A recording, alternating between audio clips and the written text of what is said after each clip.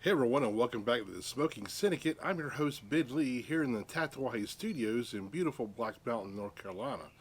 And for this review, we're going to be taking a look at the Aganorsa Guardians of the Farm Cerberus in the Lonsdale size.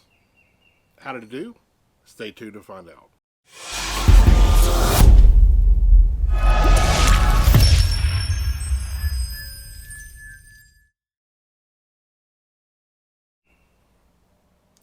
The Guardians of the Farm line from Aganorsa was named after the different dogs that guard the tobacco farms there. And kind of fitting that another one of these iterations is named after Cerberus, which is the mythical three-headed hound that guards the gates of hell. And that's what this cigar is here. Let's take a look at this thing here. Actually, has a beautiful looking wrapper. I really dig this label too. I think this the cigar label is really cool looking. Get a better look at it there. Really nice. Now, this is a 6x44 Lonsdale, and the wrapper is a Corojo 2012. Nicaraguan binder filter, they don't really disclose much else about that. But this is a really unique wrapper that Aganorsa has developed, and this is the first cigar, if I remember right, that they've used this on. So let's go ahead and cut this and let's check how the draw is and pre-light.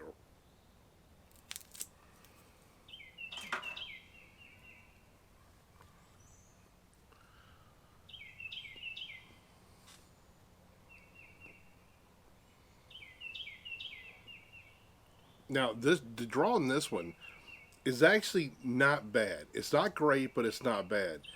But this is my fifth one I'm going to smoke for this review.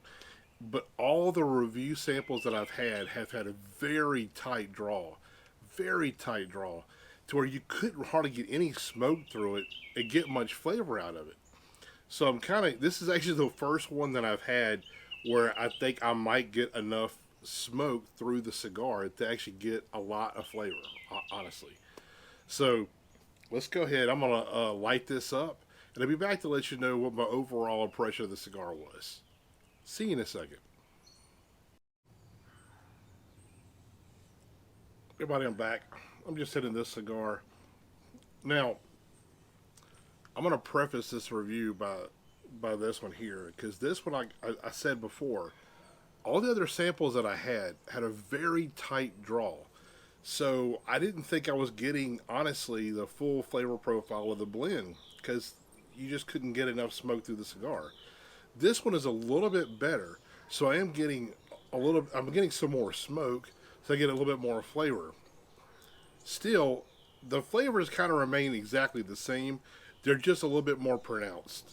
So on this one, I got originally on the cold draw when I was testing the draw on this one was kind of like a raisin note, a little bit of like a graham cracker and cedar. That's kind of what I got when I first before I lit this cigar up. Now, as I let it sort of get into the cigar has like a sourness to it, and it's kind of dominant to be totally honest. Along with that, it was kind of nutty, a little bit of leather. I did get that graham cracker, a little hint of cinnamon with it as well, and a citrus note, kind of undiscernible citrus in the beginning. Black pepper and cedar as well. Now the draw, like I said, was very tight on all the samples that I've had before this one. So, you know, I didn't get a whole lot of flavor. It was just kind of like wisp of the flavors and stuff because I couldn't get a lot of smoke out of it, a lot of smoke production. So even with that, I got those flavors, and to me, it was like a medium-bodied cigar. Now, when I retrohaled this cigar, pretty much all I got was a lot of black pepper and some cedar.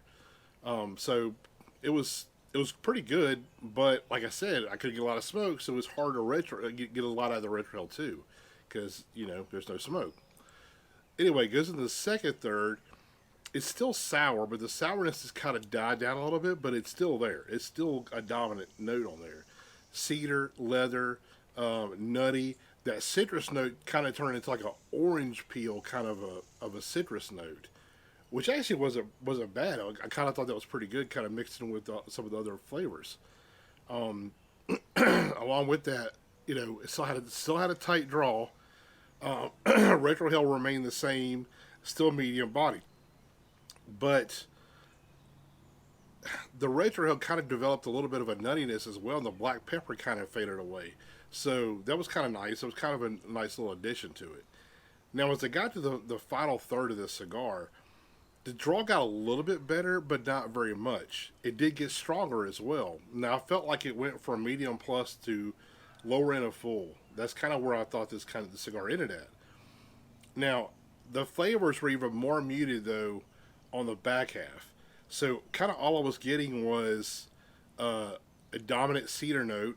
The sourness was still there, but it faded. So it was really strong in the beginning, and as a cigar burns at the end, it kind of just sloped downward. But it was still there at the end. But mainly it was cedar, leather, that nuttiness, and the sourness. That's kind of what I got on the end of it. I did get a hint of black pepper back on the palate that I got in the beginning, that I didn't get so much in the middle, but that was back. Retrohale remained the same. So overall, to me, this is like the worst Guardian of the Farm out of all of them. I this one, it's just not for me. The draw being the worst part. Like, I don't know what the deal is with that, but like that sourness with that draw, it's just a huge turnoff. And I would say it'd be okay, handmade product, whatever, one time, but I had 5 of these, and this is the only one that had a kind of a decent draw, to be totally honest. And it's not even that great. It's just enough where it gets some good smoke out of it.